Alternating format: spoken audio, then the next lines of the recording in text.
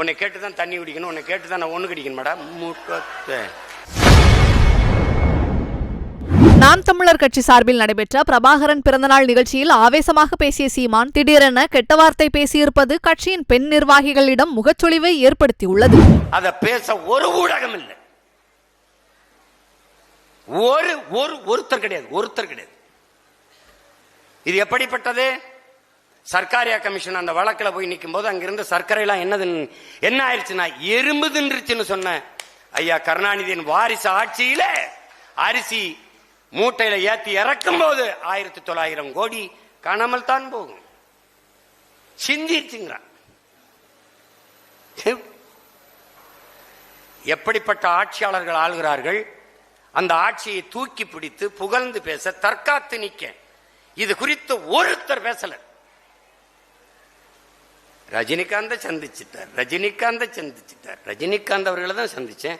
நான் ரஜினிகாந்த் அவர்களை சந்திச்சதுனாலேயே நான் சங்கி ஆயிட்டேன்னா, எல்லா நிகழ்வுக்கும் அவரை பக்கத்திலே உட்கார வைத்து அழைத்து கொண்டு உட்கார வைத்திருக்கிற ஐயா கருணாநிதி, ஐயா ஸ்டாலின், அருமை துணை முதல்வர் ஐயா உதயநிதி ஸ்டாலினுக்கெல்லாம் பேர் என்ன?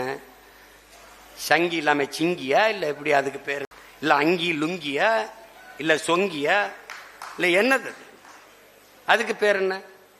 எப்படி நீ ரஜினிகாந்த் உன்னை கேட்டு தான் போன மேடம், வெறுப்பு தானே? உன்னை கேட்டு தான் தண்ணி குடிக்கணும், உன்னை கேட்டு தான் நான் ஒன்று கடிக்கணும் மேடம்.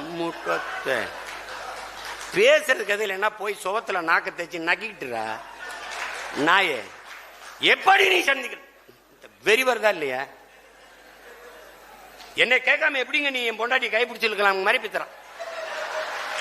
வெறி ஆகுதா இல்லையா? எனக்கு தெரியும்டா என்ன செய்யறதுன்னு. நான் ரஜினிகாந்த் ஐயா வச்சு சந்திச்சதுனாலே RSS ஆயிட்டாரு, சங்கி ஆயிட்டாரு, அப்படியே போயிட்டாரு.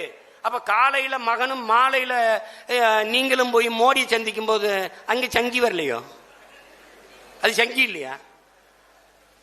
சதுரங்க விளையாட்டா ஐயா வாங்க, கேலோ இந்தியாவா ஐயா வாங்க, அங்க சங்கி இல்லை. அமரன் படத்தை பார்த்து விட்டு அவர் பாராட்டி விட்டார். நான் சும்மா நல்லா இருக்குன்னு சொல்லிட்டு வந்த அமிர்தாய். செய்திகளை உள்ளது உள்ளபடி தெரிந்து கொள்ள ரெஃப்ளெக்ட் நியூஸை சப்ஸ்கிரைப் பண்ணுங்க.